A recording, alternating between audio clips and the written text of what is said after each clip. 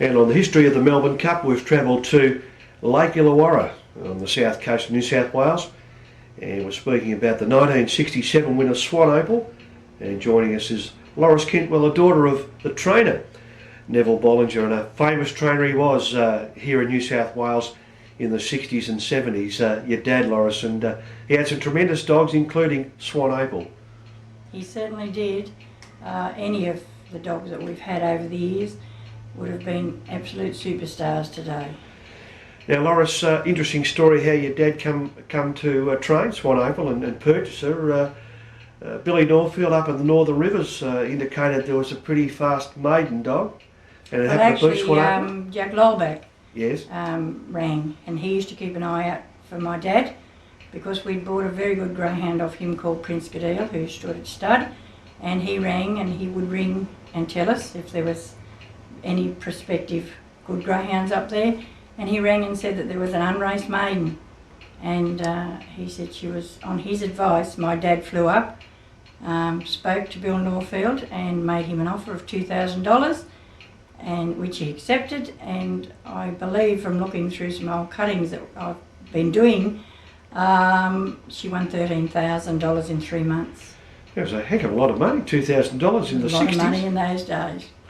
Now, your dad, of course, was the first trainer to actually Quinella the Melbourne Cup. It's only been done on 2 occasions. Ned Bryant, of course, done it later on with Sydney Dingan in the middle 80s. But 3 runners in the Cup, quite extraordinary for a trainer to even have 3 runners in those days or any other day. I think Graham Bate may have done it later on, but Swan Opal and Quinella did it with Dollar Hunter and Marks Glenn, who ran 4th. They were Litter brothers, so it was a tremendous year for him. It was.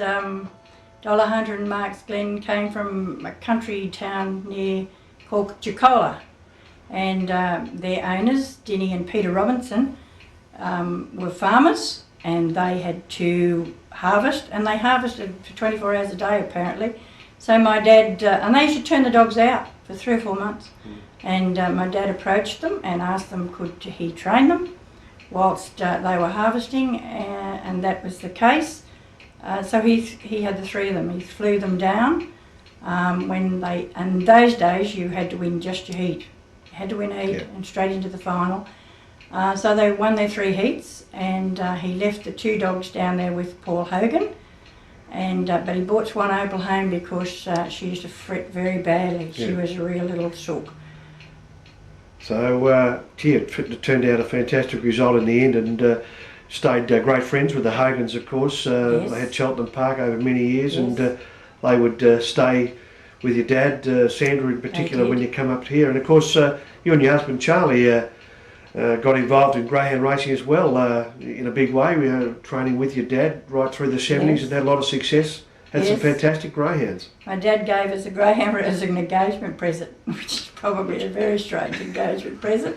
But yes, he did, and he was very, very good to us, and Charlie was wonderful with my dad. He used to handle all his dogs for him. Dad liked to have a bet, and he was always a bit worried about giving somebody else his money to have on. So Charlie handled the dogs and he did the punting, and it was quite a good arrangement. Yes, terrific partnership, no doubt, and a wonderful part of the world down here. Obviously good for greyhounds in the South Coast, because there's plenty of them around. Yes, there is a very strong area in the South Coast. Loris, it's been tremendous to catch up with you, and certainly relive the memories of the 67 Melbourne Cup with Swan Opal, and of course talk about your father, the late Neville Bollinger, who was one of the really tremendous trainers here in New South Wales and certainly Australia-wide in his time. He certainly was. He was a legend in his own time. Thanks, Loris. Thank you.